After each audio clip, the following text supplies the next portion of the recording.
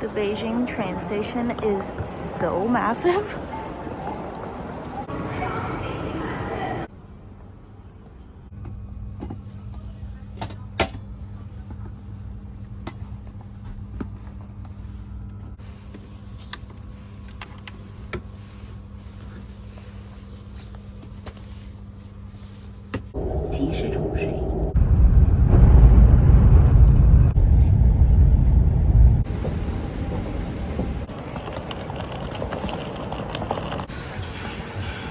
Here's my hotel.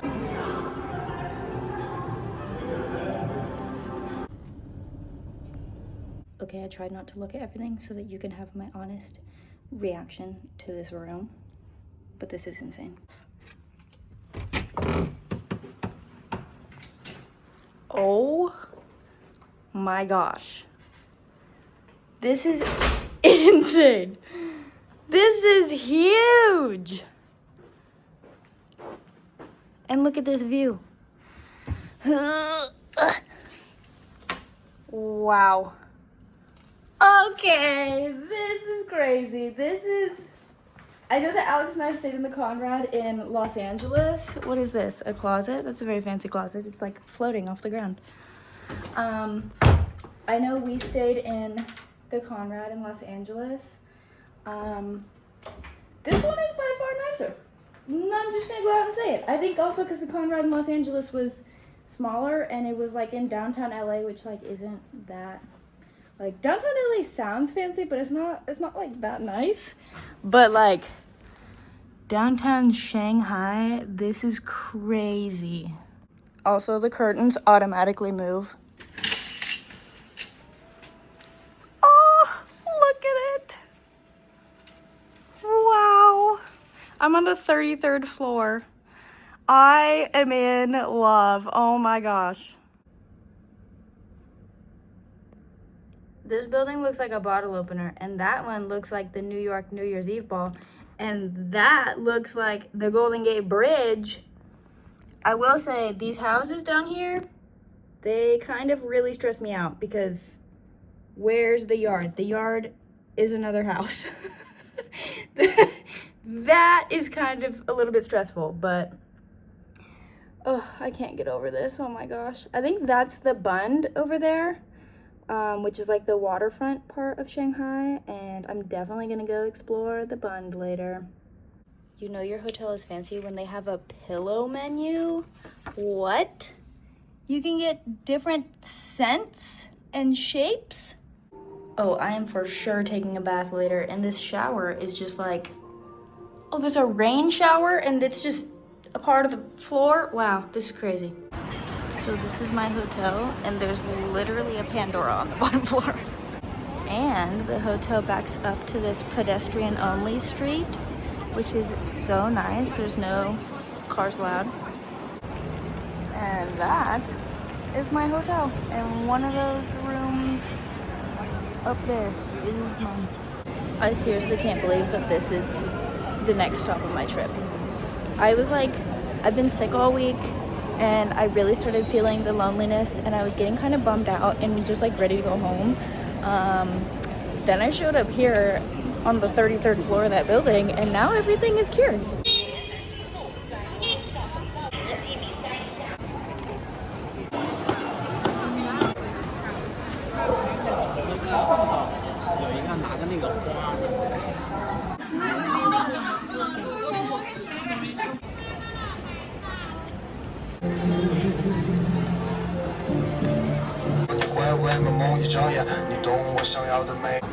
Got a little bit of street food, and let's hope that this street food doesn't give me food poisoning like the last one I got. I don't entirely know what this is. I believe these are tiny shrimps. They're very cute and very yummy, whatever they are. So the last couple days that I was in Beijing, WeChat, which is like the app that they use for basically everything here, including payment, was not really working for me payment-wise for some reason. Or at least, I don't know, places that I went just like didn't accept it, or they said it wasn't working. So I didn't really eat that much the last like couple days just because it was hard for me to get anything. But now that it's working, I'm like going all out tonight. And And that is the pedestrian road that I just walked along. That goes all the way to the Bund, which is in the background. I didn't realize that this clip was silent for some reason, but I wanted to show a close-up view of all the light projections in the different buildings that I have a good view of from my hotel room. Because look how pretty it is at night. Oh, I love it.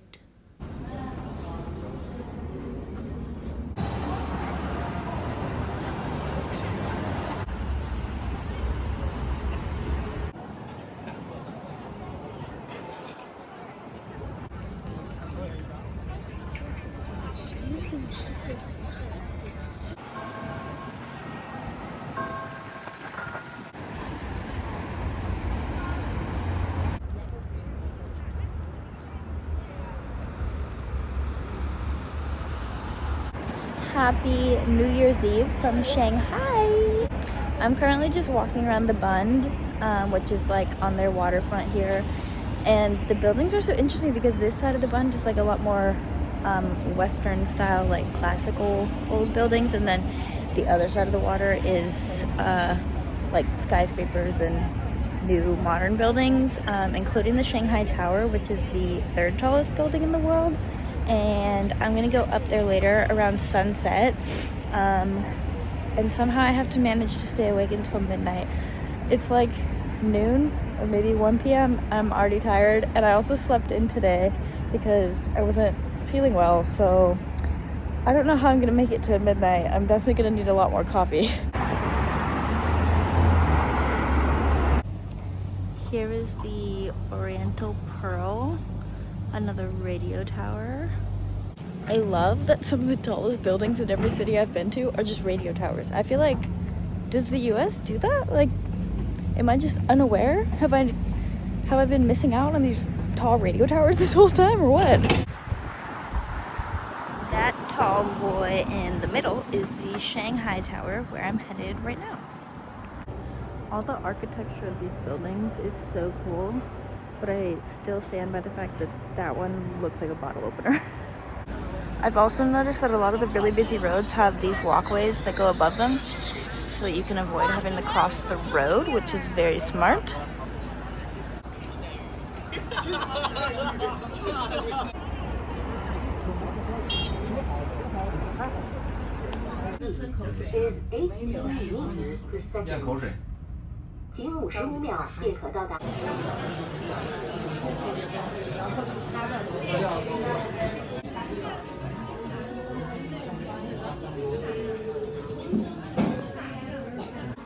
It's hard to like really tell how high up I am until you look at how small the cars look.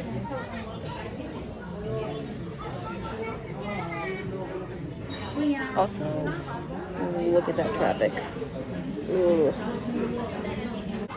And that is my hotel. Right there. Also, thinking about the fact that these are all skyscrapers with probably like 30 plus floors and they look small from up here, it's crazy. This building is in the top 20 of tallest buildings. It actually might even be in the top 10. I forget what number it's at, but it's crazy like how much shorter it is and the fact that it looks small, but it's still one of the tallest buildings in the world. That's how high up I am.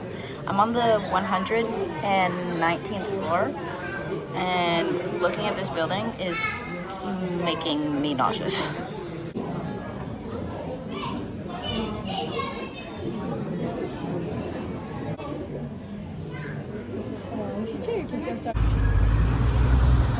And here it is from the bottom, so tall that you can't even see the top. You know, on second thought, what if I just don't leave my room for midnight? Because why are there so many people here? I've just got to remind myself that I did decide Shanghai would be a really fun city to spend New Year's, even though I've been spending it mostly in my hotel room reading a book because I've been really into my book lately. I think I'm about to finish a book, and I think it's my 5th book so far this trip. Which on any other vacation, there's no chance I'd probably even be finishing one book. The fact that I'm finishing my 5th tells you a lot. But I gotta remind myself that I do in fact need to leave my hotel room for midnight on New Year's Eve, I guess. Anyone who has ever said that Tokyo is like Times Square has clearly never been to Shanghai.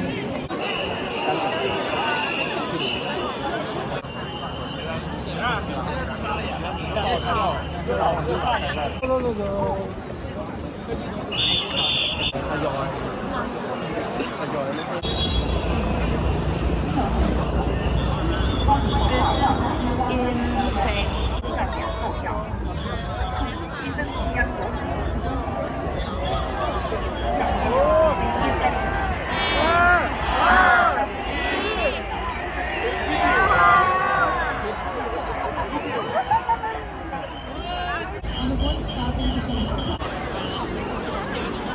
It is a very happy new year. Room service is my new favorite thing because I haven't stayed at many hotels where you can actually get room service, plus it's actually affordable here. So I am loving this. I'm also watching American news right now so that I can watch the ball drop in New York. I will say, even though it's already been New Year's for almost 12 hours here because I'm eating breakfast at almost noon, it does feel like I still need to like keep up my tradition because I always watch the ball drop on New Year's. So even though it's already most of the way through January 1st here, I'm still watching CNN to watch the ball drop. I will say that the countdown last night at the waterfront here was quite uneventful. The crowd was so huge that I was like kind of kicking myself for even bothering to leave my hotel room and go out there, because it was like, I don't even think anyone really realized that that one building was counting down from 10, and then the building said Happy New Year, and then that was it, and everybody turned around and went home. And it's less than a mile, and it took me an hour each way to walk because it was so crowded. And when that was it, because everything online was like, oh, there will be a light show on the waterfront, whatever. And then when that was it, and I had to spend an hour walking back in like 30-degree weather, I was like, why did I even bother to leave my hotel room? I can see the building from here that had the countdown. I literally could have watched this from bed.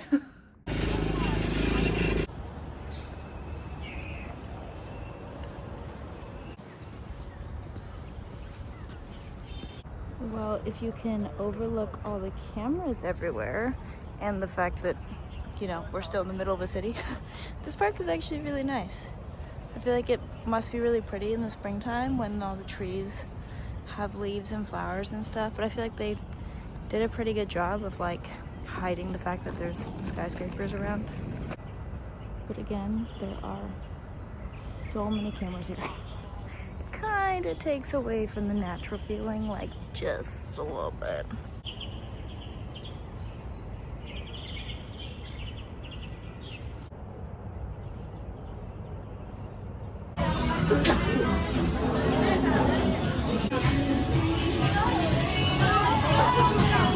I just got a milk tea and more tangulu. This feels like a very good last street snack from China. Okay, tonight I kind of am being that white person on a trip because I was getting so overwhelmed with the crowds. I feel like it's actually just as bad as last night, and it was like I was getting shoved around and it was taking me forever to get anywhere, and even like inside restaurants and stuff there was just like long wait. So I did in fact cave and go to McDonald's, although I did also get a scallion pancake that I've been eating on the walk. I got one of those the other night and they are so good. But I kind of wanted to see, I've now had McDonald's in every city I've been in, and I kind of wanted to see what they had here. And I got a like crispy chicken bamboo shoot wrap. So that sounded interesting. And then I got spicy chicken nuggets, but it looks like I only get 2. So that's kind of a bummer.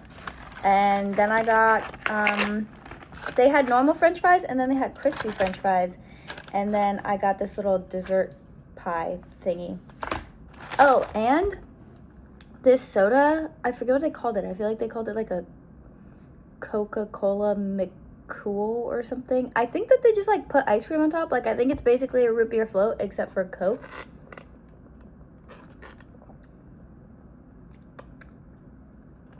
Their Coke doesn't taste the same.